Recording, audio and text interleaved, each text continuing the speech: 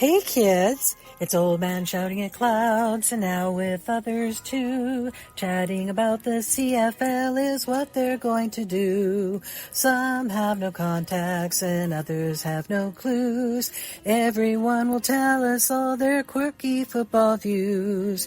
Hear what Old Man and others know. It's the CFL Outsiders Show. Hey GT. What are we going to do this week? Same thing we do every week, old man. Take over the CFL. He's 9. And rich, apparently. Hey, kids. Welcome back to another episode of the CFL Outsiders. I remain, as always, your 100% impartial, completely unbiased, and just joyful today host, Old Man Shouting at Clouds. Joining me this week, back from the wilderness, is GT. Hey, everyone, how you doing? And I remain your somewhat unbiased and somewhat partial, but completely disorganized and unprepared co-host for this week. So, to misquote Old Man. Yeah, there we go. And MJ. Hey everyone, I hope you are having a better sportsing time than me. I barely survived Blue Jays trade deadline. My team got beat and I'm wearing a Montreal Alouettes shirt, so... Yes. But I've got to say, though, with GT as a late scratch last week, you did a fantastic job of stepping up and carrying the show, so that is great. We'll have a more balanced approach today, and hopefully it all works well. Well, I was going to add that last week's show was perhaps the best I've ever heard of the show, and as some guys said, you don't need that GT guy; he's a bum. So, and then I realized that was me. So, yes. Yeah. I don't know. Someone needed to carry that Stampeder torch a little more, though. Yeah, that's it. It's flickering, but it's still there. You're sounding a little bit like Groucho Marx there. I would never be a member of any club that would stoop so low as to have me. That's right. All right. Well, I'm starting with a rant. Are you ready to rant? Because I got annoyed this weekend, and I've had a few people on social media tell me to cool down. It doesn't matter, but this really, really got under my skin, and it's a minor thing. In the end, didn't affect the game, but in the Ottawa-Montreal game, Ottawa's down inside the 5 as they were 90% of the time without getting a touchdown. They run basically just a running play to Adebayo. He gets stopped and the ball gets stripped out and Montreal recovers. Okay, great. Then the control center jumps in and, no, we've got to review this. And why is it always at Ottawa? It was at Ottawa that like 2 years ago with Saskatchewan that the game was over, but the control center, no, everybody come back. In this case, you've got a play that's been called. It's a judgment call of when that player is stopped. If somebody challenges it, then maybe you can bring the control center in and say, okay, yes, he was moving backwards. That shouldn't have been a fumble. But for the control center itself to jump in on a judgment call is just ridiculous. There's a reason we have human officials down there. And frankly, you got to look at the other side of that question. What if Adebayo had somehow spun out of that contact after stepping back a step and a half and spun around and got himself in the end zone? Would there be anything from the control center there going, oh, no, he was stopped. His forward progress was stopped? No, frankly, it's just BS. The control center has got to keep their noses out, keep it in their pants, unless there's something egregious that they should be in on. Okay, I got that out of my system. We can move on to other things. Any comments, or are you just going to sit and shake your head? No, I'm curious because I have forgotten. Is it not every turnover is automatically reviewed? Yeah. And therefore that would have been automatically reviewed, whereas your point that if he had been stopped and then just turned around and went into the end zone, it would have also been automatically reviewed because every TD is reviewed. So while yes, I agree with you in principle on the rant, on the whole idea of stop interfering, I think that's just a rule that they review every turnover. Yes, and it is. And I would, sorry, Ed, I am still passionate about this. I would agree with you if the review had said, "Oh, the whistle sounded before the ball was stripped." On the field, it was ruled that his progress was stopped. It wasn't. So there's no reason for that review to be able to say there was no chance for that play to go on. Like I said, if he had broken free and got in, there wouldn't have been reviewing that. It's the point of trusting the judgment of the on-field officials. Okay, no more rebuttals. I'm done. I'm off my... Yes. All right, we're back. Here we go. Yes.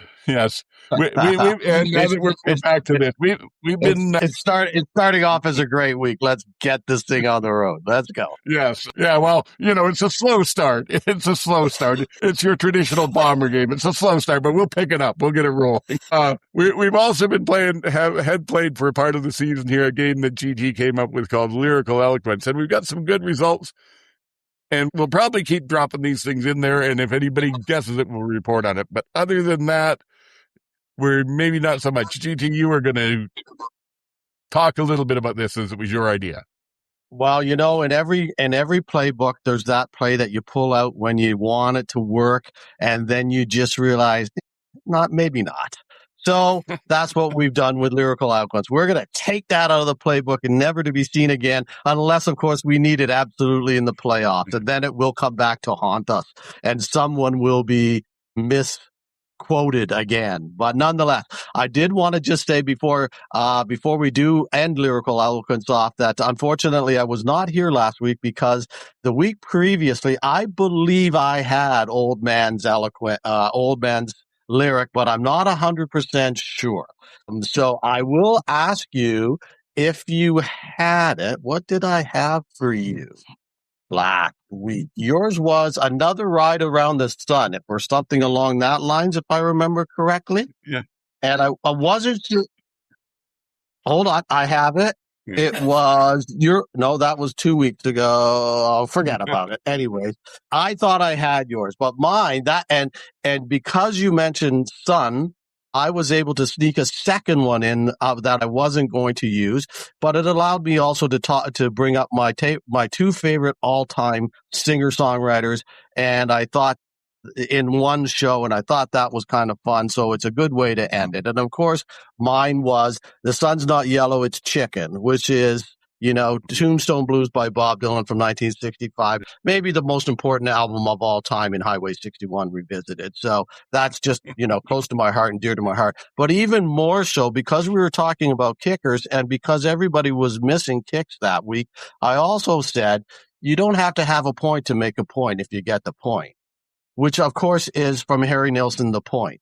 And I would highly recommend anyone with children that has not watched Harry Nilsson, The Point as a half-hour show, YouTube it, watch it. It may be one of the most important things you could ever have your child watch. It is tremendous, simply tremendous. So I will leave that on that. And Harry Nilsson was a gem, an absolute gem. And again, close to my heart. So that's the two that will send Lyrical Eloquence off with a bang, so to speak, and then maybe, just maybe, we'll drag one out later. And that's that. Yeah. Thank you for that. Yeah, sometimes we're a football podcast, sometimes we're a rock and roll podcast, sometimes who knows, whatever. It could be anything. And you gave me too much credit there. I didn't actually know that I was sneaking something in. My line there at the opening about exhausted from another trip around the sun was my obscure way of saying I just got past my birthdays. But this started when I threw in a line that was a quote from a song, but it wasn't intended that way. It was just part of what we do. So if you spot us doing anything, please still send in a comment and let us know about any lyrics. And sometimes you'll catch us without knowing, like GT did just there with me. Anything from you on it, MJ, before we move on? Well, I am glad I ended Lyrical Eloquence with an Arkells lyrics that my kid clocked right away. You never know when a Taylor Swift lyric will just... Yes. There you go. Some things are inevitable. And speaking of inevitable, teams that are having a bad time have to find themselves a scapegoat, or two, or three. And Ottawa this week, after going 0-7, still confident to be the first team ever to go 0-7 and make the playoffs and win the Grey Cup. But, that's full credit to them for that. They decided their problem is their defense. Not an offense that can get to the 5-yard line and stall continuously, but their defense. So they fired whatever, their defensive coordinator, William Fields, and took the special teams coordinator, Jeff Reinbold, and made him the defensive coordinator. What do you figure? Is that going to make for a better red-black team? I don't know. I mean, I was a big Fields supporter when he got the job. I thought he was a really good coach when he was co-coordinator in Toronto. And I thought him and Dinwiddie had a relationship from those days. So I thought it was going to work. And but as you said, they needed a scapegoat. Their defense has not been great. It was really bad again the other night. And so surprise, no, there's no surprise. It's going to happen. Somebody's going to happen. Ryan said in his press conference today that he had given Will Fields some suggestions or told him to do things, and those things were not done. But I was like, okay, they're looking for blood. They're at 0-7. You got to fire someone. Someone's head's on the chopping block. It's not going to be Ryan, who is head coach and offensive coordinator and general manager, and it's not going to be Jeffrey Reinbold. I don't think you're firing him. So what? I mean, Fields is kind of just the scapegoat here, right? Like whether he deserved to be fired or not is kind of immaterial. It doesn't really matter. Maybe they should look at firing Sean Burke for hiring all these people, or hiring Ryan. Yes, and not doing a lot to replace any of the defensive backfield, which wasn't good last year, and surprise, surprise, isn't good this year. Please direct all your complaints to the CFL as they have implemented the coach's cap. And now teams find themselves in these situations, and bad teams cannot dig themselves out of these situations. Even if you can find a way to afford it, you can't afford it. Yes. No. Trust me. Oh, yeah. I personally, I think that their defense could be better, but it was not the biggest problem on the team. And frankly, if there was one part of the team that looked brighter than anything else, it was the special teams. So to take your special teams coordinator and make him a defensive coordinator, and I don't know. How is Reinbold at defensive coordinating? Does he have a lot of experience? Yeah, he's done it. He's done it in the past. I don't remember it being terrific because I seem to remember he was a defensive coordinator in Hamilton at one point before he got fired and then came back as the special teams coordinator. So I think that was the case. I may be mistaken. He's bounced around. In Montreal, I think he was only special teams, but he might have been DC there for on and off too. He's bounced around in and out of so many different teams over different years. It's hard to remember which position he's had. It's primarily been special teams for sure, though. Yeah. For sure. I saw that he was once head coach of the Blue Bombers and their general manager. That is correct. Those are the dark days of Winnipeg that no one likes to talk about in the Flatland. Yes, there's a reason that not many people know that. He's been like coaching almost like as long as I've been alive. So I don't know. Maybe some osmosis has happened. Moving on to other stuff from the weekend here. MJ, you were mentioning that the TSN AI slot of Tyson Philpot this weekend was not impressive. Well, okay, this is enough, right? Like, this has to stop. They do these little videos. I mean, if you live under a rock or you fast forward through everything, AI, like TSN likes to do these little AI videos of players. And it used to be just a little bit last year, and this year they're doing like full, like feature length. Anyway, on Friday, they put Tyson Philpot up, and he was white. Wow. Okay. Yeah, I do fast forward through them or turn them out because I hate that crap. But yeah, so that's enough. That's enough. This is whitewashing players. If you want to complain, as I have complained, and demand they apologize, you can email audiencerelations@tsn.ca to complain about this, because this is just, it's not right. It's not right. It's too far. We're done. Yeah. No, I got to agree. It shouldn't make your blood boil just watching football.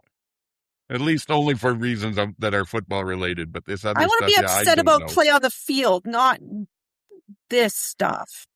I just think it's shoddy production, AI is a computer, and AI will only spit out what parameters you put in. So they didn't put in the parameters.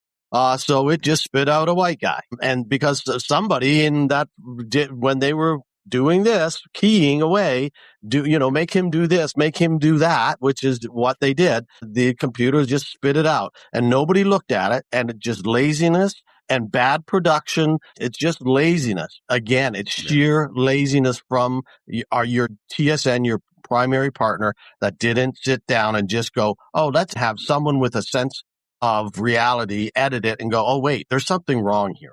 And and add another click to your whatever, to your parameters, and it would have been fine. No, I mean, it wouldn't have been fine because those things are horrible to begin with. And that one was one of the worst I've ever seen. Yes. So it was really bad, but then you could have at least made it just being horrible rather than being horrible. The Stampeders released a video today of their players trying to, they gave them a bag of milk because they're in Ontario this week.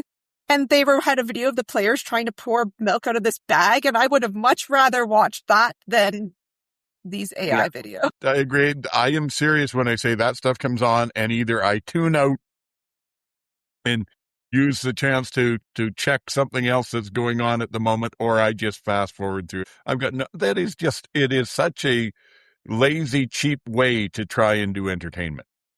But apparently we're all in a bit of a mood tonight, so I'm going to try and move on and not make this too negative a podcast.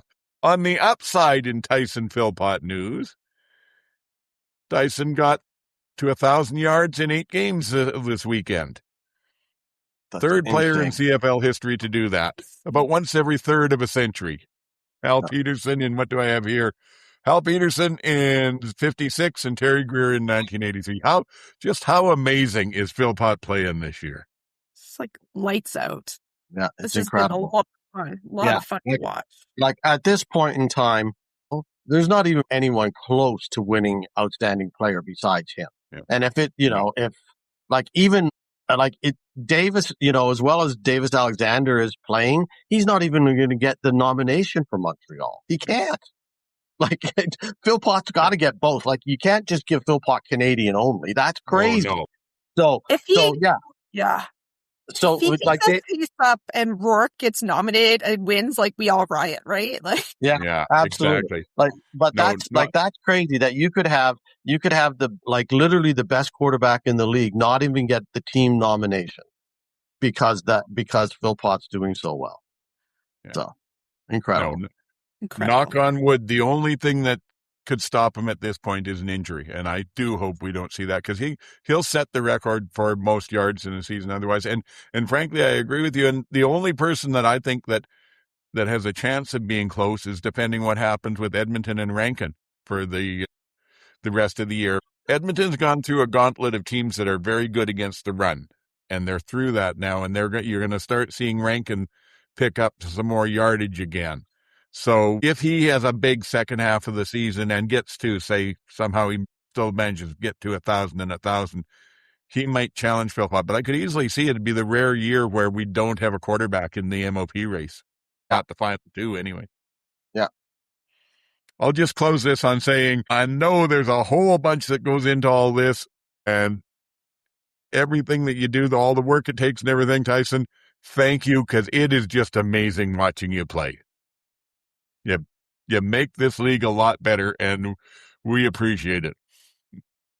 And I'll just before we jump off the subject quickly, because you mentioned that, because how much we do appreciate watching them play, I just appreciate both of those guys, how much fun they have playing, and how much fun they're having fun from the time they catch the ball, to when they're smiling all the time. They never stop smiling. Even when they're giving somebody grief and talking trash, they're smiling. They're having fun all the time. And that's just so much more fun for us to watch. So, that's great. I just want to say that.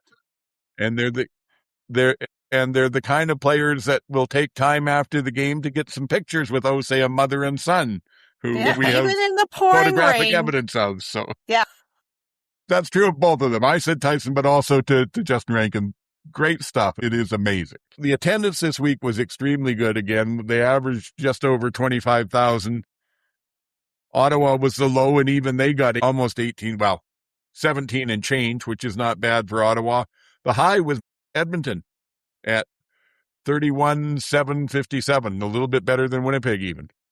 Now, mind you, that was a Riders game, so Upper I don't Deck know that was you'll see open. that.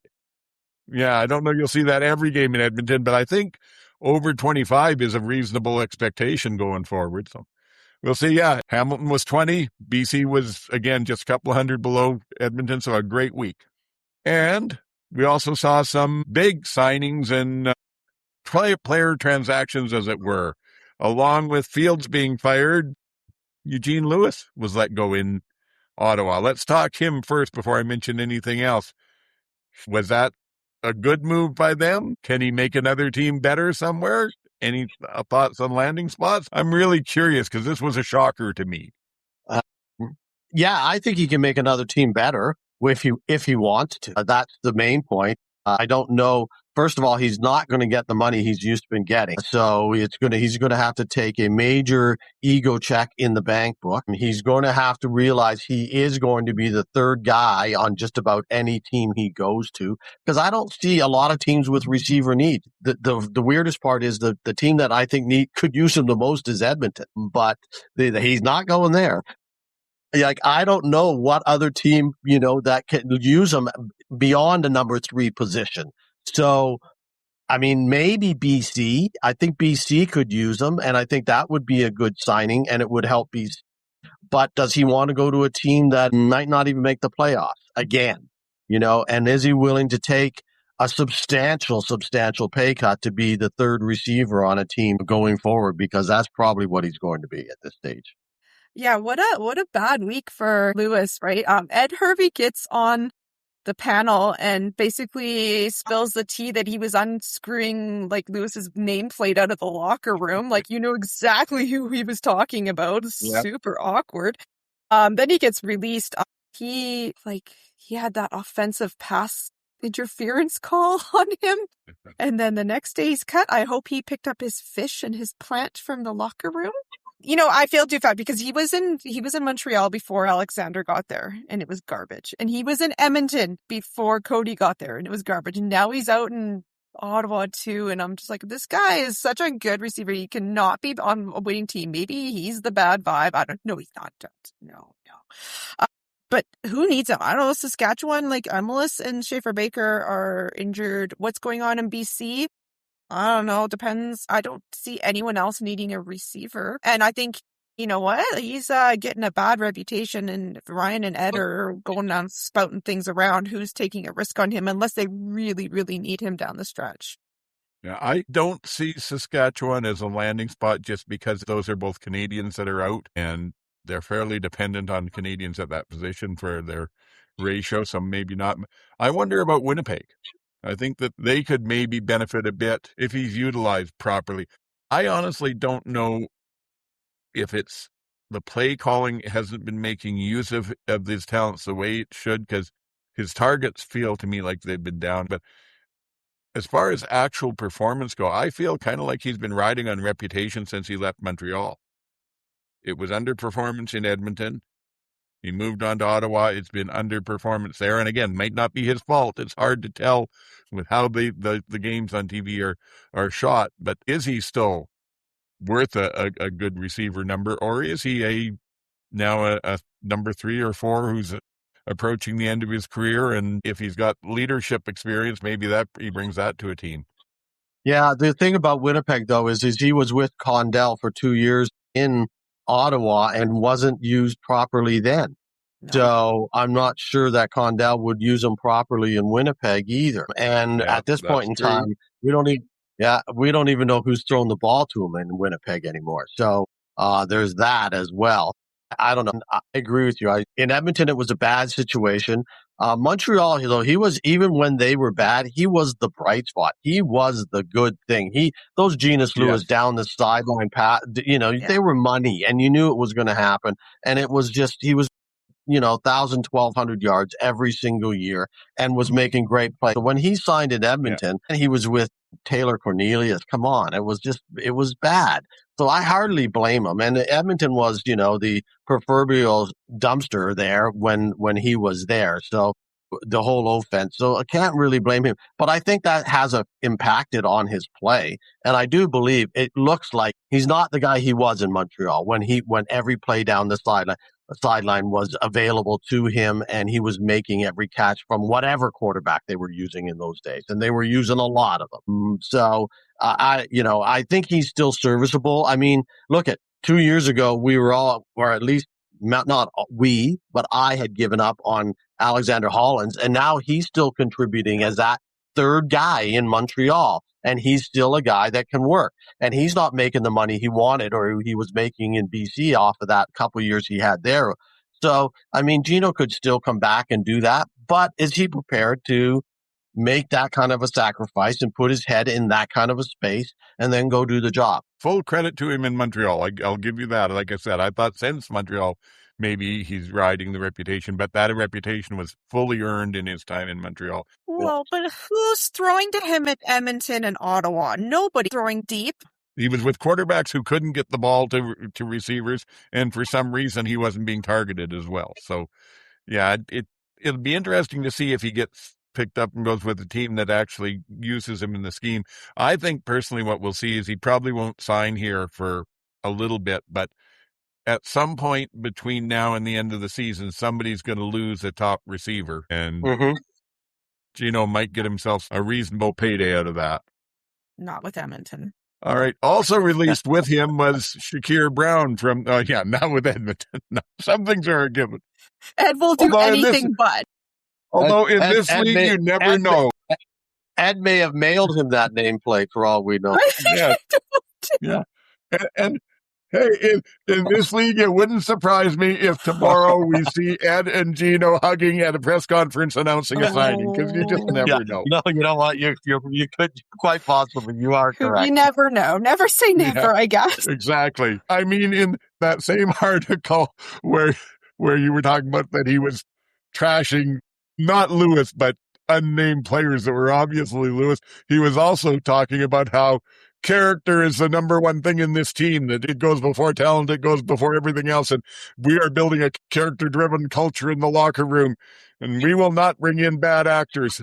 2 weeks after they put Isaiah Adams on their negotiation list, the same day he was charged with firearm offenses. So never say never. I mean, they took him off the negotiation list again, but still. Anyway, he reported to training camp. He reported to training camp. That's why he's off the negotiation list. They would have left him on there. He didn't get released over this. I guess we don't need him on the list. Anyway, they also released Shakir Brown out of the defensive backfield, who started all the games this year. And other than not being a receiver, he seemed like he was a reasonable DB to me. He couldn't catch, and there were a couple of interceptions he should have had. But there was that one, and then so we'll see what happens as they continue to shuffle players back there. And then the other transaction was the Hamilton Tiger Cats traded Chris Kolinkowski to the Toronto Argonauts for, I believe, a 6th-round draft pick in 2027. So another experienced lineman going to the Argos. They've been struggling a bit there. Yeah, I thought that was interesting, only because I don't think he's been starting in Hamilton. He started one game. Yeah, that's what I thought. So he's kind of fallen off from the days in Winnipeg. And I don't know what position he's going to play in Toronto, because they've been moving their guys, especially their Canadians, back and forth from between center and tackle, or center and guard, and a little bit of tackle, but mostly center and guard. And so and they've released some other guys that we were surprised they released, Canadians. So not sure what Toronto's doing with their offensive line at this point in time. It will be interesting over the next few weeks. I'm not sure Toronto knows either, but the speculation I've heard is they'll put him at center, but who knows? Yeah, but that's Nicastro right now, is it not? I'm not certain on this, but from what I had heard, Nicastro's hurt, and they've got a rookie they were starting there. Okay, I'd have to look at the last depth charts to find out. That might be why. So there you go. Again, as I said off the top, I am unprepared. So I will make everything will be with me. Yes, and keep in mind that anything that comes out of my memory has like a 50% correct rate anyway, so it could just be something that wandered in from the fog and wasn't true. What else? Oh, Hall of Fame announcements. Jim Evanson, running back with BC and Ottawa from 68 to 73. I can remember him, but not a whole lot. I understand he's well worthy of the Hall of Fame induction. Have you any memories of him, GT, or? No, that was prior even to my time watching football, and I don't have any stories from. I'm the same. I would have been 10 when he started playing, and we had one game a week on CBC. So I remember knowing the name and knowing he was a good player, but that's about it. And then the other one goes even further back. Frank Pop Ivy, head coach of Edmonton from 54 to 57. And being as I wasn't even alive then, I have no memories of it. I doubt any of us do. But I'm, again, apparently very successful, over 10 wins in every season he was with them. Yep. Did quite well with the teams. Obviously, I do know how good that team was at those times, just from the record and from the Grey Cup appearances in those days. A guy that coached them through all of those years has got to be a pretty good coach. So going in as a coach, that makes sense. I trust the history. I don't have to have seen it. And MJ, when I put the show rundown out, you came back with, we hadn't talked about Calvin Tiggle, and I didn't even realize he'd been announced at all. Do you have anything more on that, or? Oh, well, he played for the Ticats, but he was part of the Grey Cup team. He played there 96-99. Do you know when they announced him as the? It was a couple weeks ago. It was a couple weeks ago. Yeah. I think they have everyone now. I think. Yeah, I remember. Yeah, I remember seeing that, and no offense to these guys, because they're obviously, if they're going into the Hall of Fame, they were tremendous players. And I remember watching Calvin Tiggle, and I remember thinking that's a really good linebacker. But I don't ever remember thinking that's an all-star, or maybe an all-star, but a Hall of Fame linebacker. I don't know. Sometimes those are the ones that I go, okay. And then you look at their stats and you go, yeah, no, I get it. But wow, there's like that. Better than I remember him playing. So then I kind of go, okay, that makes more sense. I get it. And it's probably that case. He was also of the era of the great linebacker shoulder pad. So that's another thing. Yeah. You probably didn't recognize him out of uniform. Yes. Yeah, yes. When your shoulder pads could cover from tackle to tackle. Yeah. Apologies to Calvin that we didn't catch it when it was initially announced, but you're right.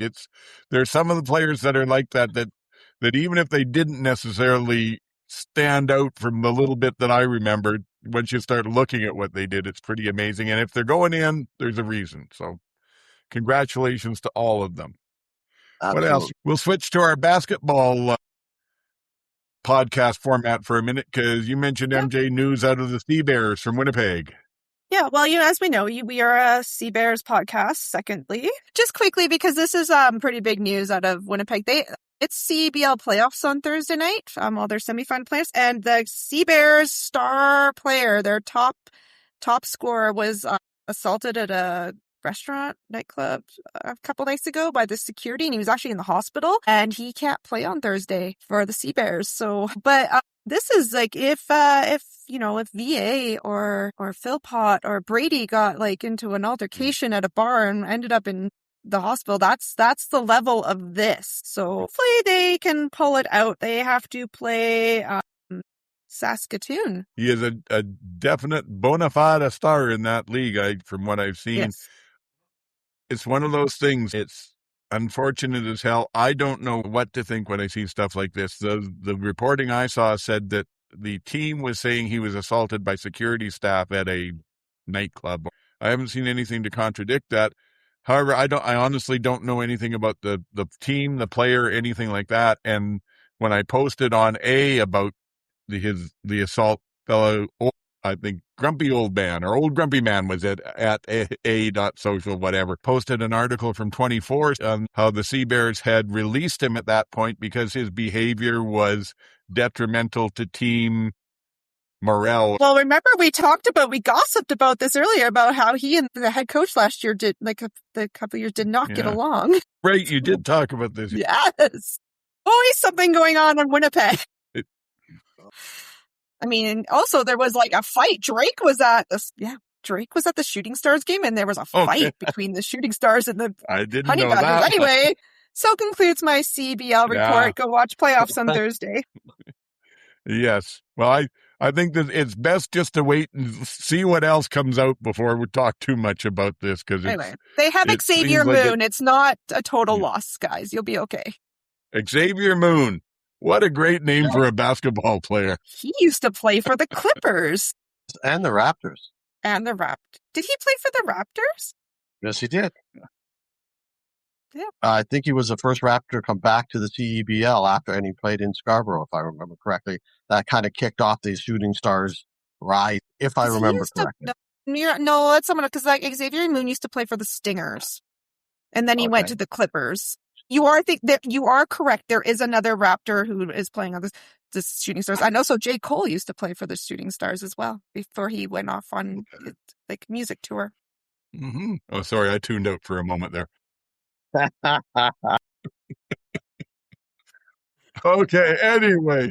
So far about this point in the podcast, we've been talking about our fantasy results, but then last week MJ brought up a point of sort of just how everywhere the gambling advertising and stuff goes and how that fantasy can kind of feed into that. So I've decided in honor of that, I'm not going to talk fantasy on here anymore. If you really care about it, I do. Old Man plays weekly CFL fantasy. It drops the afternoon of the first game of the week. You can come on over there and get my picks and my strategies, but I think we'll drop it from this portion of the show.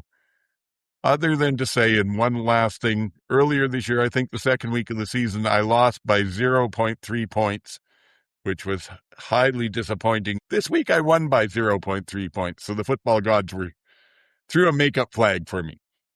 Anything else, come back on Thursday, and we'll talk about it then. The only thing I would add is, after listening to last week's show all the way through, of course, I did appreciate your point of view there, MJ. And I noticed as well that this year, since I wasn't doing fantasy, again, I was back to vibe watching football rather than player watching football. Much better. Yeah, we'll see. Lots of changes in the CFL next year, so who knows what's going to go on with all of this. But I think this may be my last year for fantasy. It's like I said to you last week, MJ, you make the commitment for the year, you stick to it. Anyway, on from there, the games of the week. It was a interesting week. Is that a good way to describe it? BC had a third-string quarterback going into Winnipeg, which has traditionally been a hard place to win, and they won 35-19. Now, I'll let you guys talk about this a bit, but a couple of things that I said is, watching the game, it occurred to me at one point, this must have been what football was like before they legalized the forward pass. Because it was just, I think Salter had 9 completions, and I don't know what Brown and Eldrisma had, but it was not pretty. There was 3 minutes and 30 seconds left in the first half. So almost the entire first and second quarters played before Condell called a play that allowed for a forward pass. He obviously either decided to listen to Brady or got his nose out of joint over Brady and said, "You want to run the ball? Okay, we're going to run the damn ball." And that's all they did for the first half of the game. And it worked real good between the 20s. And then it didn't work. And rather than going for third and short a few times, they kicked the field goals going, well, they've got a backup quarterback. They've got a third string in. All we have to do is not make any mistakes. Didn't work well. End of the first half, Salter started running and hadn't been doing much anyway from there. It started running. Strangely enough, Winnipeg defense made no halftime adjustments. They came out and let him do the same thing through most of the third quarter. And then in the fourth quarter, they tried to adjust and widened their ends and started making sure they weren't going to let him get outside. And that just opened it up for Horvath to run inside. In the fourth quarter alone, he had, I think it was 160 some yards, 2 long touchdown runs.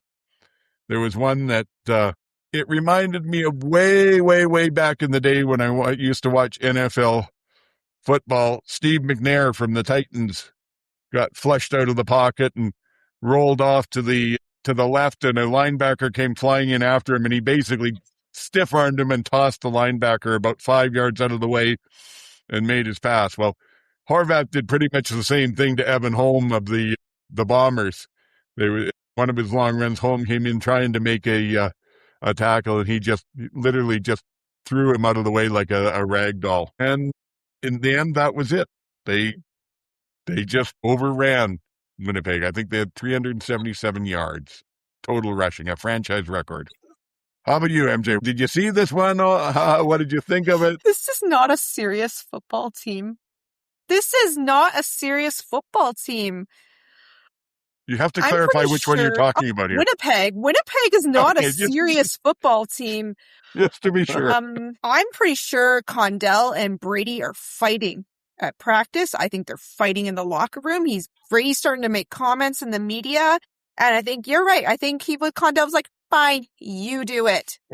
And let him run it. And then was like, now he's going to be like, see, we lost. So put up or shut up, right? Like, it was, don't even know how to describe what happened. Salter just like came in there and put on a little Casey Printers show, huh? Like, he was throwing around. He was, my favorite Salter moment is when he was skipping at the end. He was just skipping around the field, and I don't blame him. He was just having the best day of his life. Hatcher threw him a 2-point conversion pass. Like, they were running. It felt like they didn't do anything and did everything, and Winnipeg had to know that they were running. It was not a secret, and the only bright spot is, like, again, Willie Jefferson. I was like, oh, Willie's going to make this cute, like, rookie quarterback cry. Like, it's going to happen. And he did for a little while. And then, but if your defense is running around all night after someone's sprinting, you can't keep up after a while. I don't know. Drew Brown looks like he hurt his back. I was like, oh, that looks like an L4, L5 disc situation there. Because he heard it, and then he kept playing, and then he got hit again, and it looked not great. And then El Grisma came in and looked just as bad. And remember how we were all like, what are they going to do? They have 4 quarterbacks in that team. Oh, they have so many quarterbacks. Maybe they can get rid of some quarterbacks. Oh, so many quarterbacks. And now they have no quarterbacks. I don't know what they're going to do. I think Zach's coming off that 6 game. You said he wasn't, but I think he might be, because if Brown is at all hurt, El Grisma did not look great. And yeah, BC came out with a win that they should not have won, and that gave them hope, because Nathan's back to first team reps, and they've kind of weathered that storm. I don't know is it Mike O'Shea who's calling for these conservative, like, little chip shotty field goals, because you should have had your, like, pedal to the metal on this BC team, and you just, like, took these, like, very conservative choices. I know you would think these rules make coaches be more aggressive, and no, you cannot, and Mike O'Shea will not. And yeah, good job for Salter. I'm really happy. A good job for Horvath. Horvath proved he's not just for short yardage. I think what a great breakout game for. Without him, I would have lost badly. Like I said, it's not supposed to talk fantasy, but I would have lost real bad without him. I think he was 37.1 points. So, yeah. Thank you, Xander. How about you, GT? What were your thoughts? Well, I turned it on just as BC scored that first half touchdown late in the half, and I heard about what had happened, and I was like, this doesn't make any sense. This just does not make any sense. And then in the second half, it was like, okay, the Winnipeg adjustments, halftime adjustments, as MJ keeps calling them. And it looked like they were going to make some, and it looked like it was going to work. It looked like, okay. But then they just stalled out again. They were not prepared or not able to stop the run, because or to stop him running around. It was obviously that's what he was going to do. And yet somehow they weren't able to either control one or the other. But between the two of them, it reminded me of those couple of games last year from Edmonton, when they had Trey Ford and Rankin and Leak all running amok, and you couldn't do anything about it. That's almost what it looked like. I mean, I understand them being slightly unprepared for a guy you had no tape on other than college, etc. But by halftime, you have tape. Certainly by 3/4 time, and the fourth quarter was when BC really opened it up. So, Winnipeg look in pretty rough shape right now. They look in pretty rough shape. We will see who they have behind center this week, or do they have the bye? No, they have the bye this week, right? So that's a bit of a saving grace. It gives them a week to get somebody back healthy, or a week to give El Grisma at least a few first team reps, because the one thing we can say, as bad as he looked, and he looked bad, Ian was not prepared to go into that game. That was obvious. And he had not seen the ball. That was also obvious. Anyways, the bye week might help them. But yeah, they're kind of messy. There's no doubt about it. They're kind of messy. Yes. And they do have 4 wins, but Ottawa, Toronto, they squeaked one out over Calgary early in the season when Calgary still had basically the bare bones of a defensive line there. And who else did they beat? Oh, Hamilton after knocking Bo out. So it's not like they've had convincing wins. If Ottawa had caught one of those interceptions, that would have out of the 4, it would have changed that game around. So yeah, you're right. Their record flatters them, not the other way around.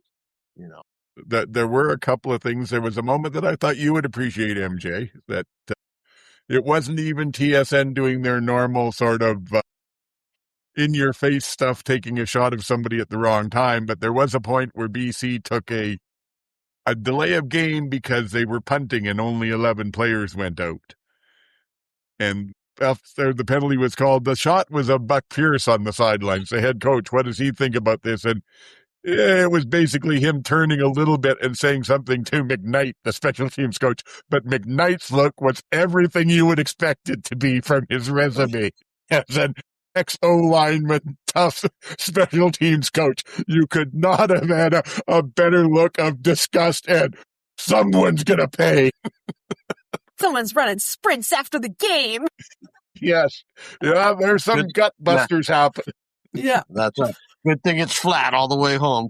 Yeah. And then the other one was, I can't even remember who the sideline reporter was for TSN in the game, but at one point they had him talking a little bit about the relationship between Brown and Collaros, and quoting Brown as saying, the best thing about Zach, even if he's not on the field, when we're playing, when things are out there, no matter whether it's going good or bad or whatever, he seems to know exactly what to say to me to keep me on pace and everything, which was good. And then they cut over to a shot of Zach on the sidelines, and he's standing there shuffling through basically some index cards, and it looks like almost like he's checking his notes. Okay, what do I say in this case? Oh, okay, here it is. Don't let that get to you, kid.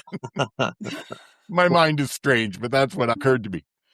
Yeah. Anyway. Is Ryan right? He's probably right on several things. Was he right about Drew Brown? They weren't letting Drew throw. He was not throwing anything past 10 yards, right? Like, No, he wasn't, but Condell wasn't letting him. Like I said, there wasn't for the first almost half a. It reminds me of when they hired Tommy Condell and Speedy B posted on that post and was like, I hope you have a Speedy B in the backfield to run all these like hitch passes. Yeah, that's exactly right. And we're like, that's exactly what happened. And yet Dembski is that guy, and they don't use him either. They're not using Dembski often enough. Like, how often are you hearing his name these days? Not nearly enough. No, not nearly enough. Like I don't even have him like on the stats sheet because it was so low. There's problems. There's a lot of problems, and I'm surprised the defensive coordinator from there had a job today. Yeah. Would you not be firing someone after they ran 377 yards on you? Maybe the defensive coordinator needs to be doing some wind sprints and gut busters. I don't know. Yeah, not good. Oh, well, it happened. And we'll see what happens this week, who plays for BC. We'll go on to the Ottawa-Montreal game, but I will say right at the start of the pregame to the Ottawa-Montreal game, they were talking about the night before, and I believe it was Lapo who said, anyone who tells you they picked BC to win that game last night is lying. So over to you, MJ. Well, the BC Lions cut in a JC from 3 down, picked them too. And I was like, oh, you should have cut me in picking them too, because I also did. But then he also picked Ottawa, and so did I. So, I mean, it's all a wash, really. There we go. Yes, that was Mr. Abbott, wasn't it? But yeah, I thought you should have a chance to respond, because you were on the record ahead of time. Well, and I said that it was going to be Salter versus Brown. And right? Like, and I said last week that Winnipeg was messy, and everyone's like, well, maybe. And I'm like, oh, Yeah. yes, they are. But I don't understand. I don't understand why anyone thought Tommy Kendall was a good hire, but I say this every week, but it continues to be true.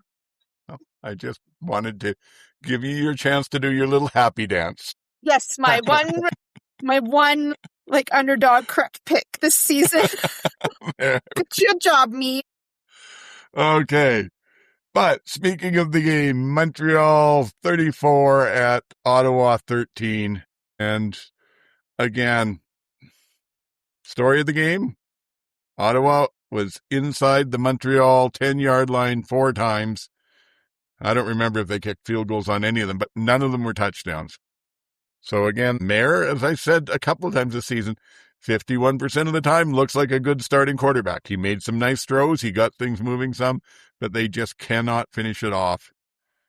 Not at all. In the end, that was their downfall. If you score, even on a couple of those 4, you're within a 1-score game. But if you keep going down there and just things go wrong and wrong and wrong, like I said last week, Trey Ford, it's not just all on Mayer. The team is making stupid mistakes.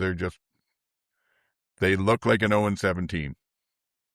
How did you feel about it, GT? Well, I agree with you, except I think that, again, I thought it was Mayer's best game of the year. He moved the ball. He threw with some authority. He threw relatively mid to long. Well, and then I thought it was just bad play calling when they got down into those situations. Again, I've often said their biggest weakness is their offensive line. They're just not mean enough. They're just not tough enough on that offensive line to make those goal line stands and or to push people over to get them into those situations. But I thought those were some bad calls. And if they had a score that you said, old man, that they would have been a 1-score game, no, they would have been winning, because that game was close until the last, till late before Montreal finally blew it open. That score kind of flatters Montreal, to be honest. Ottawa is just like, they're a mess. They are a mess, and they need to start winning. And until they start winning, they're going to continue to lose. It's a silly thing to say, but that is basically where they're at. Again, it's Edmonton from 2 years ago, and until they get to Edmonton from last year and get at least on the right path, they're going to continue to look like this, and they're going to continue to go through coaches and players and everything else, and maybe even a head coach and general manager. Until they finally get something figured out. And you might not even know who it's going to be. There is a nucleus of players there that are very good. And then there's a bunch of guys that are really good players, but somehow aren't ever going to work in that system. Well, speaking of the head coach thing, it's awful hard probably for the next year or 2 to do anything about Dinwiddie because of the coaching cap. But if they're going to, perhaps the bombshell of the weekend was in the pregame show, they were talking to Smiling Hank Burris, who said he's been sticking down in the States with his coaching work while his son's in high school, because his son's a kicker that's doing very well and he's working with him, but that his son is graduating high school this year and Hank is now ready to come back to the CFL. So who knows? Maybe the Ottawa Red Blacks will be coached next year by Smiling Hank. They can't afford Could to. be. Any thoughts you've got from the game, MJ? Or well, first of all, they Hank won't back. They can't afford to hire him next year, so it doesn't matter. I don't know who plays this terrible off the bye. I'm not sure I've seen a worse team off the bye. And Henry Burris was there. You played like this in front of Henry Burris, and it was like they had a big celebration with a bunch of old players and stuff there, and Henry was there, and this is how you played. Short yardage continues to be a complete and utter disaster. I don't understand how it can still be so bad. It's week 8. I truly don't get it. Yeah. It's not like they're failing at one attempt and just keep trying it. It's not like, okay, we're going to keep running that quarterback sneak until we get it right. They are trying every different way you could possibly think of getting a yard when they need it, and failing at every one of them. So in baseball, you would call this the yips. You have short yardage yips. You have goal line yips. And there's nothing you can really do about it except for keep trying. Yeah. the Alouettes, so Justin Hardy basically got murdered on the field, and it was an objectionable conduct call. And then the Alouettes challenged it, and I was like, you are joking. You are challenging this call? I'm like, this is ridiculous. Like, look at this replay. He's being murdered. And, Lewis got called an illegal block and just negated it. And Yeah. that's how it goes when your team's not playing well and you got the yips. Yeah. Yeah, Exactly. and I'm sorry, MJ, if I can jump in, I thought that was one of the moments of the weekend that I enjoyed the most because coaches make such stupid challenges all the time. And yeah, Hardy made the catch, got hit hard, fumbled the ball, or might have fumbled, but it turns out he was down by contact. Because it's a potential turnover, they automatically review it. And then Dinwiddie comes out and throws the challenge flag. And my immediate thought is it's another one of these idiot coaches saying, look at it again, and they're going to lose a challenge. But no, you're right. He had something completely different. He was challenging a downfield blocking, which took that 10-yard gain that Hardy got at that point and turned it into a 10-yard loss, 2nd and 20. I thought that was a brilliant challenge. yeah, good job. Anyway, Jason. go ahead. Yeah, the Alouettes, boy, they only needed, Alex Allen only threw to 4 receivers and these. That's all he needed. That's all he needed for his 420 yards. And somebody on Blue Sky was commenting about how much they hate him because he's such a little cocky SOB. And I was like, yeah, you're right. He is on the field. He is the worst. When he's playing your team, it is the worst to have him playing because he is beaking at your bench. He's beaking at your fans. He's just just being a jerk all over. And every player on that ball for him, and they love him. And if he's on your team, you love him too. Yeah. And my last note is that Lewis Ward came back and put that in your pipe and smoke it, Ryan. I went 2 for 2 on my field goals. And if you don't want Davis Alexander to be acting cocky towards your team, Shut him don't down. give him the opportunity. You got to shut him down because when he is shut down, they are awful. And very, very beatable. If he gets a little groove and he's beaking and mouthing and running around, you're done. Good night. This may be a sign of the fact that I'm mellowing with old age. Who knows? But this is the exact behavior that a decade ago made me absolutely livid at Bo Levi. And now I'm just enjoying it with Alexander. Mind you, I'm enjoying it, or I was enjoying it with Bo this year too before he got hurt, because he had got a lot of that swagger back himself with his a lot of his little postings post-game and whatnot. It's fun. Yes, I want to see more players doing that. All right. So let's talk then Calgary at Hamilton. And to me, there was an obvious difference in this game. Calgary brought an offense and Hamilton didn't, unfortunately. Calgary did what Calgary's doing. They have very quietly climbed into a spot where people have stopped talking about the top 3 teams in the league and started talking about the top 4. They deserve it. They didn't play mistake-free football, but they played good, solid football, and they just kept doing what they do consistently. And Hamilton could not figure out an offense that would work against them, whether it was Trey Ford or after he fumbled in the end of the first quarter, towards the end of the half, they put Harrison Frost in. Didn't get a whole lot better from there. They were just unfortunately outmatched, I thought. How about you, GT? Well, couple little things about this game. First of all, it was the first game I was able to take my grandchildren to. Good. Hey, got to build that family stuff. They are both now Cat fans because he was a Tiger Cat fan. He had decided last year, and she had not made her decision until earlier. And then during the game, she confirmed that she is now a Tiger Cat fan. So that was terrific. It was a smoking hot day. It was 28, feeling like 35. Sun through the clouds and the humidity, which made it even worse. And we were just sweating. But the most important thing about the game was not only did I get to take those 2 to the game for the first time, we also got to be on the field with the flag. We got to be flag holders. So that was tremendous because that's the first time I've ever had the opportunity to do that in any of the stadiums I've been to, in any of the games I've been to. So I was more excited than they were, of course. Hey, gotta like it. exploit them cute kids. Absolutely. Nothing like two children. Yeah.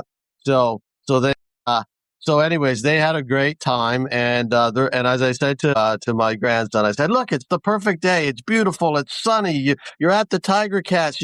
You got to run out the flag. You got everything. Your team's going to lose. It's going to be the perfect day. And he just looked at me. Well, so anyway, the game teaching itself. them that Tiger Cat culture early. Did they learn the chant? Did they learn the Tiger? Oh, absolutely. They had the Oscar Wee Wee down pat. They had it down. They knew it. So, yeah, they were waiting for Pigskin Pete to come over so they could join in. So the game itself, Calgary started off tremendously and then went to sleep. Then they finished the half tremendously, came out of the third quarter, started tremendously, went to sleep, and then finished the game tremendously. But had really big lulls in between. And midway through the second quarter, I was like, we're letting Hamilton hang around. There's no reason for Hamilton to be in this game, but they're only down 4 points. And that's not a good sign. Just get a game that could slip away, because I will say this, Hamilton's got a very good defense. And they did their job. And they really put Mill, until late in the game. He was not able to rip off any big ones at all. They had him bottled up entirely. McAllister got the one decent run himself. But other than that, Hamilton's defense did a very good job against the run. That first pass to Brissett was just obviously a broken coverage, but that was so beautiful to watch. It was like, I went crazy. The guys around me were, Yeah. Anyways, I was giving them grief. Why not? But then they just stopped. They didn't do anything else until 2 or 3 minutes left in the half. And the same thing in the second half until late in the game in the fourth quarter. I think that score kind of flatters Calgary.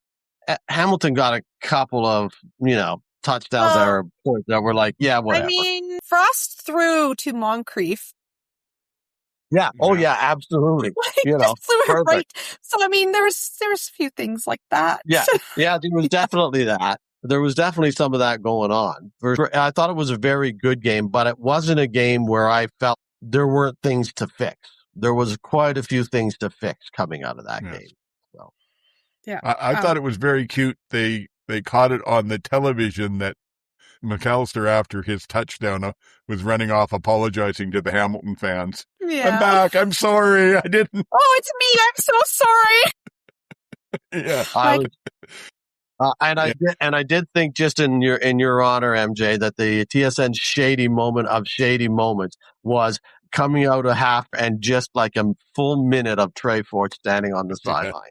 It was not even a brief glance, just let's focus on Trey, just standing on the sideline, perhaps watch his chance slip away, because that's what it felt. That's what it felt. Yeah, this could be his chance slipping away. They kind of got the feeling that was probably the last time he was on the field. Yeah. After the game, I do have things to say, but after the game, VA went over and hugged him, and they actually talked for quite a bit. And I'm like, oh, Trey, just get on the team bus. Get on that Stampeder team bus and just go back with VA and Jarius Jackson. Yeah. Just sneak into someone's suitcase, Yeah, just they won't even notice you. Just sit in the back. You'll be okay. This is the thing. He was trying to do too much. So Trey had that hurdle. He tried to hurdle someone. Yeah. And then he got the ball knocked out and fumbled, and then he picked it up and ran. And then after that, he got benched. Actually, my sister texted me. She's like, I'm sorry, did Trey just try to hurdle someone, and that's why he's benched? I'm like, yes. My dad was camping and called me and saw that Frost was in, was like, what's happening? Did Trey get hurt? I'm like, no, he got benched. And as much as I was upset about it, I'm always the one that's like, if they're not playing well, they should be sat down. And I'm like, well, you weren't playing well. And Scott Milanovich's number one rule is ball security. He has benched Bo over ball security. Don't think he won't bench you. He did let Harrison Frost throw 2 very bad interceptions and did not bench Frost. Wow, what are you going to do? What are you going to do? Go to Jake Goodall again? Yeah. Who knows what he'll do this week for a starting quarterback? Yeah. But if he puts Frost back in there starting this week after those 2, then that tells me the whole narrative about, he doesn't put up with turnovers is just bullshit. It tells me that he's not, doesn't want to give Trey a chance. Yeah. We'll see. I hope I'm wrong. I hope he starts Trey, because I think he gives them their best chance. I would put money down on it's Harrison Frost. Yeah, I think you're I would probably put right, money. but it also tells me a lot. There's a lot more in that statement. Yeah. They Yeah. need to Go run ahead. Jeremiah Mazzoli, Dane Evans quarterback system till Bo is back with Frost and Ford. That is what you should do to weather this storm. There is something to that. They don't do it, though. There's this narrative that you have to give a quarterback the reins and he has to know it's his team. And I don't know that I buy into that. Back in the day, when Austin was quarterbacking for the Riders, they also had Burgess. And for a while there, it was the kind of a thing that, well, which one is it? Because they're both good. My stance the whole time was you start Burgess in every game. And then as soon as he throws an interception, you pull him. And, you can't do that. You'll destroy his confidence. I don't care. Once he threw an interception, he threw 4. But until that happened, his confidence was huge and he was putting up big leads. So I said, put him in. He throws one, you pull him out, you put Austin in to finish the game, and then you go back and you to Burgess and you say, and you're starting next week. So you run a system like that. But here's the difference here. I could be wrong. I don't get paid to coach. These are neither your bona fide starter. They're not they're your 2 backups till Bo's back, and everyone is of the understanding of that. So I don't understand why you're not just running play packages for both of them. Anyway, I am not the Ticats head coach. A few other notes. Trey Ford got hit in the head on a slide and there was no call. So I'm not quite sure what the penalties are this year for quarterback sliding. And again, I am of the opinion that there is a level of quarterback eliteness that works its way from top to bottom, and Trey is not on very high on that list. And you know what? Neither's VA, but I've already talked about that. Jude McCatnery, welcome to Hamilton. He missed a kick that he really should have had. Yeah. And I was like, welcome to kicking in Hamilton. The wind swirls there, a little tricky. And I think that was his first time kicking in Hamilton, so he will know next time. Jamal Peters had VA intercepted twice. Yeah. Once he got the ball ripped out of his hand. The second time he had that interception, I was like, that's it. VA's interception. He's got it. And then Fox had hit VA in the helmet with his helmet and negated that interception. And I did not see that because I had taken that moment to excuse myself from the stand. And then I heard it in the thing and I was, and then I heard penalty and I went, that's against them. And right away, it continues because when he threw that touchdown to Brissett, I wasn't jumping up and down and yelling touchdown. I was jumping up and yelling up and down 24. And only 2 people knew what I meant. Wheatfall had that contested catch that was really what a crazy catch that was too. The DB couldn't have played that any better, but so there was some nice things there. The Ticats returners and one return ran into each other, and that sums up the game 5 for me. I've seen some people on social media going, well, VA any further on the record shouldn't count because he was intercepted. A penalty shouldn't negate that. Well, I haven't gone back and looked at this, but I'm pretty damn sure that if you looked at the other people that he surpassed for the record and that are up there, they probably had 1 or 2 called back during their runs as well because it's part of football. So it just happens. Don't hit people in the helmet with your helmet. The last thing that I will do, I probably don't need to be, well, not an apologist, but a defender of Stavros Katsantonis, but I am really, really annoyed at how many people are blasting him this week for the Brissett touchdown. Oh, what a busted coverage. He jumped on a short pass and he just let himself get run right by. Yes, he did, because Hamilton was on a full blitz. And you got to expect the balls coming out fast. So he made the right play. He came downhill at a pass that didn't happen, and then he couldn't make the hit, and Brissett got open. Still wasn't a bad play on his part. If there's anything, it was the fault of the D-line and the blitzers not getting to VA in time, giving him enough time to make a 30-yard pass in a blitz situation. So I don't think that was a busted coverage. Yeah. Brissett's made quite a few DBs look silly this year. Yes, he did. I'm not saying no credit to Brissett. It was a great route to get open like that. But I'm just saying I don't think it's fair to burn Katsantonis saying he made a terrible decision. I think he made a good decision and got beat by a better play. There were worse decisions made that game. Much worse. Yes. All right. Maybe Henry Burris will come and coach the Hamilton Tiger Cats. It's a possibility, too. I'm not Would sure not how be long sad. Scott's contract runs. Did they extend him? I don't recall. I don't care. I've disassociated from that information. He's probably closer to the end of his contract than Dinwiddie is. Yes, that I know. Mind And you, if Michael Poe Shea. hadn't got hurt, we probably wouldn't be complaining about Scott so much because they'd probably be somewhere up there with Yes, Montreal, what a too. great coach when you can only coach one type of quarterback, one specific quarterback, just one. So great. All right. Yes. I would rant about that more, but I'd be a broken record. I've been saying that for a few weeks now. So, Saskatchewan at Edmonton. 2 hours of football. What was it? 67 minutes of lightning delay. And in essence, we had a 62-62 tie. Yeah. They each won one game. They both scored 62 points. It was another dogfight. It looked sloppier than the one a week ago in Saskatchewan, but it was just two very good teams playing each other, I thought. And again, it's the best home-and-home series I've seen in quite a while. And I really, really hope the season plays out so that when their third game now, when the deciding game of their series in the last week of the season is there, I hope that's for first place. You couldn't ask for a better scenario. Few things that we could talk about, but basically, yeah, it was just scrappy. And this time, Saskatchewan managed to pull off the win. I didn't think they looked great in it. Their offense, to me, looked like they couldn't figure out the Edmonton defense through a good chunk of it, like they were struggling bad. Both teams took bad penalties.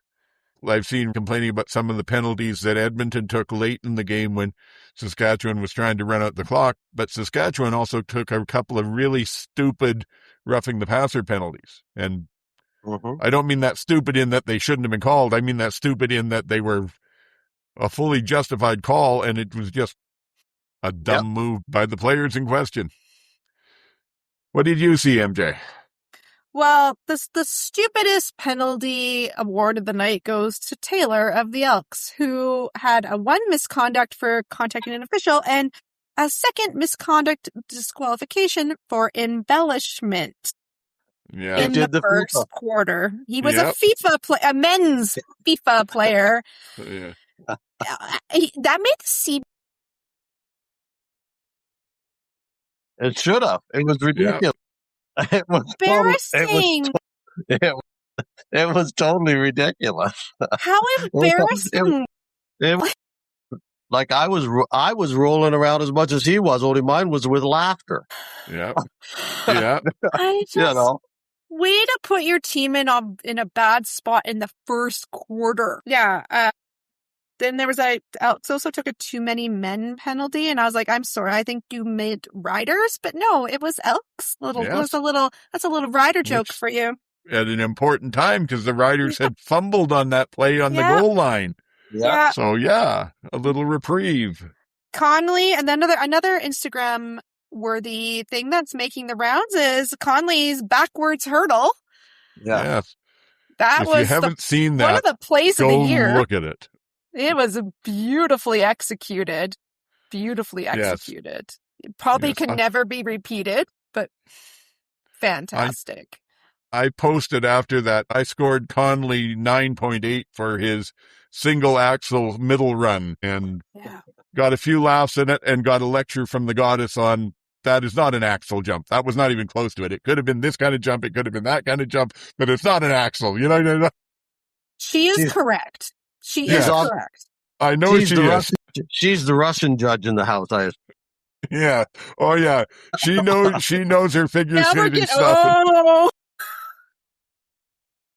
We want to talk figure skating contract. And also, I'll let you guys talk because I was I didn't really take a lot of notes in this game. I was just enjoying it, but it was really nice to have the upper deck open. That was really nice. We were at the Stingers game on the Friday night, and they were playing the Saskatoon Mamba, and there was a lot of people from Saskatchewan at the game. So nice for them because they got to go to see their team play basketball and then go to football the next day. So that worked out really well. So it was nice to have some extra people in the Stingers. They were sitting behind me though, and all around me. I'm not sure how much I enjoyed that personally, but it was nice for them. If you were surprised by the thunderstorms in Edmonton, joke's on you. This has been our entire summer. So I hope you brought a little card game to play or something, because you should not have been surprised. There was a thunderstorm, rain, like lightning delay. And Calgary would like a little word about who's going to be top in the West, because I think Edmonton probably should have won this game. They took too many stupid penalties. I think Calgary's going to be right up there with them, if not ahead of a couple of these teams if they keep playing the way they do. Yeah, well, we talked last week about if Edmonton won that game, there was very little chance of Saskatchewan, barring something catastrophic like an injury. Mm-hmm. All things considered, if Edmonton had won that game, there was very little chance of Saskatchewan overtaking them for first place in the season. But we also said there's the Calgary home and home in Labor Day and the rematch after that. That could make a big difference in who ends up at the top of the West Division. Also, Jeremy O'Day, if you're listening, Dean Faithful's season wraps up here in the next week or two in Paris. So maybe you want to give him a call. Yeah, I hope so, because that was ugly. That was one of the ugliest kicks I've ever seen. That one. He missed. The Elks also moved up a global kicker to their retired list. So there's two options. Okay, there we go then. Yeah, because at this point, Saskatchewan is certainly taking the foot out of football. I don't know.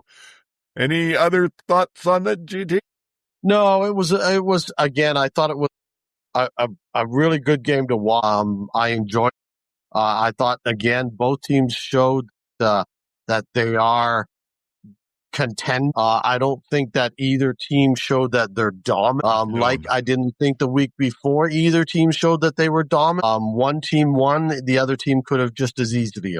I agree with you guys. I didn't hear that portion, but I agree with you guys 100% that the Labor Day all four teams are going to be, really going to need that to come out of that. At least with if you lose both games, any one of the four teams, including Winnipeg, you're done. Like that's the first, second, or out of the playoffs for any one, 3 or 4 teams. If Calgary is able to take 2 from Edmonton, they're right in the thick of it for first place. If Saskatchewan takes 2 from Winnipeg, they're the same. And if Edmonton takes 2 from Calgary, they've got it locked up pretty much. So I think that weekend's going to be a very fun one for those 3. Absolutely. Both teams took bad penalties. Saskatchewan had 7 for 80 yards and Edmonton had 10 for 92 yards. So there was nerves out there. There was some stuff that people pushing a little too hard. And Cody said that in his post-game interview. He said he thought that some of the young players were playing a little tight, and that he was trying to tell them it's not the playoffs. It doesn't matter that much in the end. We're still back next week. We can deal with this. But that was most of it. Although the one thing that I will say is the radio broadcast, CKRM picked Mike Rose as the defensive player of the game. And Mike Rose has been around this game for a long time, and he's a very good player. So I'm sure it's not the first time he's had a radio interview, but it sounded like it. It was such an incredible interview. It wasn't guarded at all. It was just pure joy, and not even joy at the win, but just joy at playing in that kind of a football environment and being able to do what he was able to do. I was smiling the whole way through it. So I'm going to throw in the show notes, if anybody cares, a link to the podcast version of that post-game show. Hit about the 10-minute mark and just take a couple of minutes to listen to the interview with Mike Rose. It's well worth your time. And I think that's about all there is to say on the games. Again, I said it last week. I think this week sort of echoes it. Well, that was fun, but did we learn anything? Because I don't think so. So, given that, guess who's got the unenviable job of putting out the GT Barnum official CFL Outsiders Power Rankings? All right. I did not write down last week's. I simply sent them to you guys and you posted them. Thank you for that. I appreciate it. But I have no recollection of what I did. And I did not write anything down from this week because, as I said, I am totally unprepared. So these are completely off the top. So even more so. I am going to put Edmonton back at number 1. I'm going to put Montreal at 2, Saskatchewan at 3, Calgary at 4. And then after that, who knows? Calgary at 5.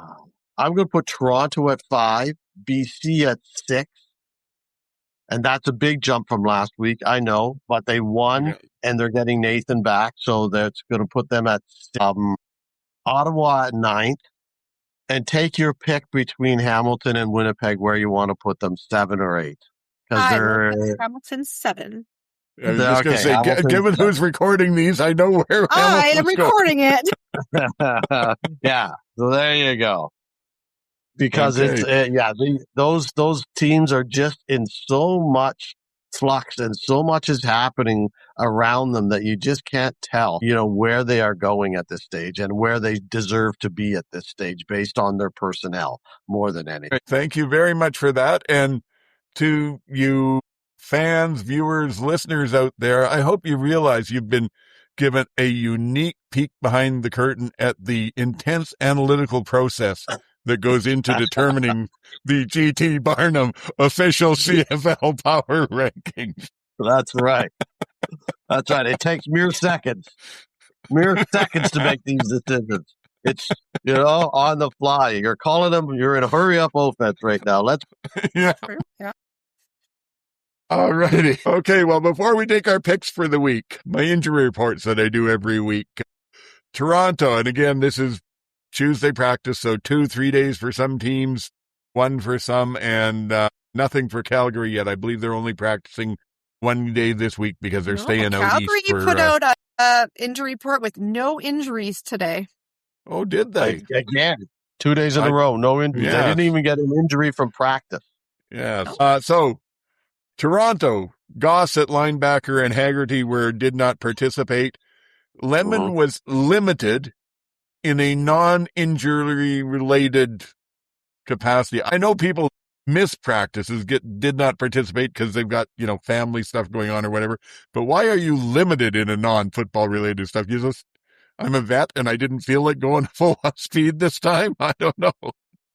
Well, maybe maybe he started out and then he was, chucking on the sidelines or something and had to be taken away. That's non-injury related if you get the stomach flu halfway through a practice. Yeah. Could well be. Yes. Yeah, it reminds me of the fact that Ottawa last week also didn't have McLeod Bethel Thompson because he had a family commitment that went previous to his signing, which is interesting. Well, that's fair, though. They called him last second. I don't like him, but to be fair, they called him at a very last second and basically begged him to come up there. So he probably was like, I have a wedding to go to. So I'm not saying against him. I'm just saying it's a weird situation. We're struggling big time. Here's somebody who can maybe help us. Will you come and help us? Well, okay, but I'm available these days. Anyway, Ottawa, Desjardins on the offensive line did not participate. Saskatchewan, starting to look a little beat up again, and the receiving core especially. Awachi at the fullback, Emilus, and KSB did not participate as receivers, and then Fry on the offensive line. He was out this last week. Johnson went in and did a reasonable job, I thought, but he still did not participate, and Campbell. So if he can't go, I don't know, maybe we see this year's rookie first-round draft choice. Be interesting, but they're up against Ottawa, so maybe that helps. And then the only other one was Sad, I can never pronounce his name properly, on the D-line was limited, but I think he's been out, so he might be coming back. Edmonton, DeBlanco did not participate, which is not good for them, but interestingly enough, Anderson was back to practicing full. So that may be a wash. Brinkman, Curtis, and Logan Jr. were all limited in practice. For Montreal, Canton Arcou, Najee Murray and Sutton did not participate. So that's a bit of a hit to their back end on the defense. Yeah. Hamilton, Augustine did not participate, and Wooden was limited with a head injury. So I don't know if there's maybe some sort of concussion from that hit that took him out on the weekend. And BC Tavai did not participate, and looking at how he went off the field on the weekend, I wouldn't expect him back in a hurry. They also had 9 limited players. I found this interesting. This was about 3 hours ago that I was looking. I thought, okay, so where's Nathan? Is he a full participant in practice? Is he on the injured list? Where is he? And he wasn't listed on the injured list. So I thought, okay, good. But I would have expected to see him there. I hope nothing else went wrong. So I went to the roster, and for whatever reason, he wasn't on the active roster. So I started thinking, oh, crap. So I went down to the 1-game injured and the 6-game injured list, and he just wasn't there. He was not on the BC Lions documentation anywhere I could find today. So I'm assuming he's good, and it's just a lull between putting him back on the active roster or something. He took first-team reps today. There was pictures of him all over the place, so he's there. Okay, well, that's good to know. Yeah. Like I said, it was just one of those weird documentation anomalies. I looked like 4 times. I looked by number, I looked by position, I looked by name. He was just gone. So gremlins, like the AI slop, garbage in, garbage out. So that's it. Those are who's possibly hurt, possibly not. Looks like for Toronto that Kelly is going to be back.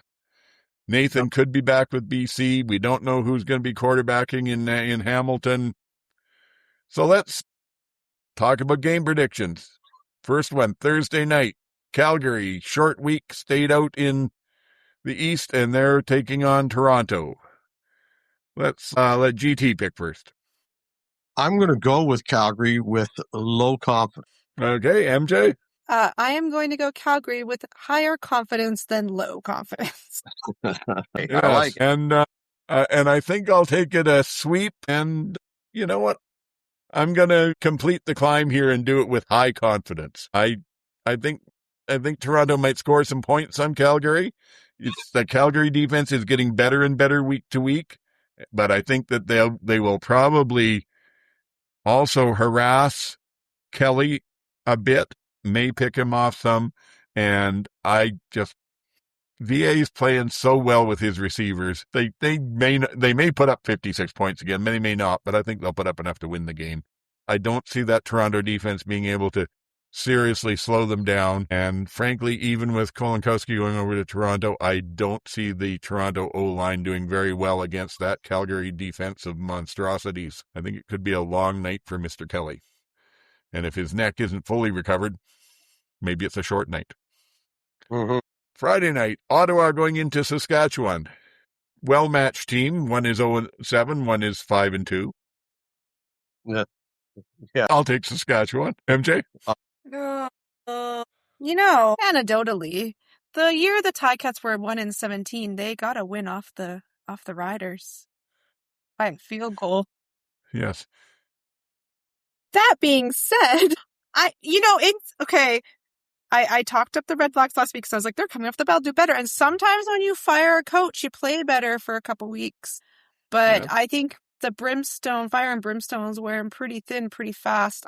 I think it'll be Saskatchewan. But I'm hoping the Red Blacks can give them a run for their money and make it an entertaining game for all of us. Well, I was rather glib and quick in my analysis going where I went with it. But the truth is, as GT has pointed out more than once, Saskatchewan traditionally has one game a year where they shouldn't be any problem winning it at home, and they lose it. And this has all the hallmarks of that. Because are they down Emless? Are they down KSB? What are they putting out there for receivers? The last 4 or 5 games, they haven't looked as much like actually that's not true. They looked a lot like an offensive juggernaut in the Edmonton game a week ago, the first one in Saskatchewan. But the couple of games before that and this last game, they looked tentative on offense, so they could lose it, but I just don't see it. How about you, GT? Yeah, I just don't see it. Just have, even with their offense in a bit of trouble and not playing great, their defense is just too good for Ottawa's offense, and so I can't see it. I just can't see it. I've got Saskatchewan. Okay. This game, we're going to watch Tommy Stevens score like 100 short yard touchdowns and Ottawa fumbling from the 2-yard line like 100. Oh, my goodness. Yeah. Oh, my goodness. I'm waiting for the game where Saskatchewan just decides, you know what? We're on our own 10-yard line. We'll just put Stevens in and let him run it to the goal line in a series of about 12 plays. Shows though that when a team's ready for it, like if you looked at what Edmonton did against that, it did not work nearly as well against them as it had earlier. I forget who it was they were playing a couple of weeks back that they did that and it worked really well. Edmonton made it tougher for them.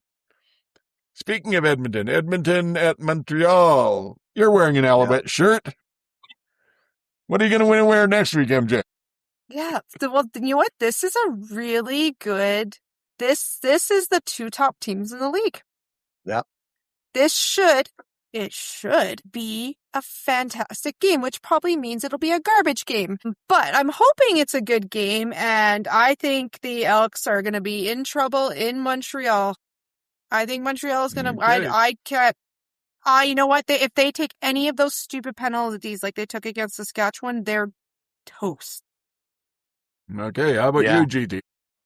If Cody thought the young guys were having trouble at home against Saskatchewan, wait till they get into the loudness and everything that's going to happen down there. And for all those young guys that may never have been to Montreal before, it messes there with is you. that element. There's lots of stories of that. Every team has got its stories. So yeah, and it's for first place. And yeah, I'm taking Montreal here. I think that this is a close game. It's the 3rd week in a row that Edmonton has been in this pressure. You know, this is probably their toughest part of the schedule. I don't know who they have next week, but it's pretty tough for them through here. Yeah, I will take Montreal. I agree with everything that you said there, except for your conclusion. I think that Montreal is an extremely good team, but they haven't really been challenged lately. It's been a while since they've had a team push them to the limit. And Edmonton, this is business as usual after the last 2 weeks. I'm becoming a big believer in the Elks, so put me down for the double E. And the last one, it's Hamilton, so we'll let you go first again, MJ. Hamilton at BC.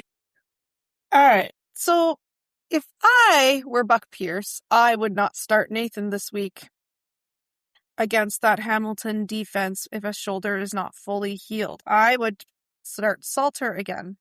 I think they're going to start Nathan, and I don't think they should. I don't know who is starting for the Ticats. I'm hoping it's Ford. He looked better than Frost. Maybe Frost will look better with first-team reps. Maybe. BC's got a kicking issue, too. If Hamilton stops them and they need a 50-yard field goal, it's not happening. Is Isaiah Wooden back? BC's special teams is really bad. You know what? I'm going to take the Ticats. Going for the upset. All right. Wait, well. Yeah, I think that BC is probably going to end up being the favorite, especially if Nathan's back. I don't disagree with anything you said. I think BC will be the favorite. Okay. So are you going with them then, or? They have played well in the last 3 games or so. They have played. I thought their defense has come around and has been playing. I am going to go with BC. Yes, I am going to go with BC. I know they've got some areas of weakness still, and they're not clean by any means, but I think they've been playing better, and they still have the makings of a better team.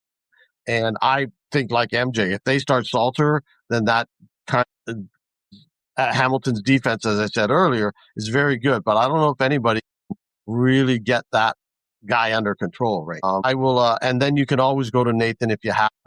So maybe that's the trick, or maybe you do Nathan and Salter back and forth for a little while and really throw them off. Okay.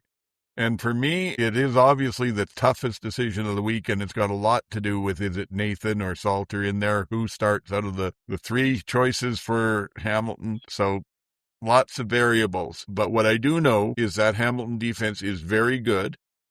Mm-hmm. And even with Nathan back in there, I don't see it being a 40, 50-point game by BC. I think their ceiling on the game with Nathan in is probably high 20s.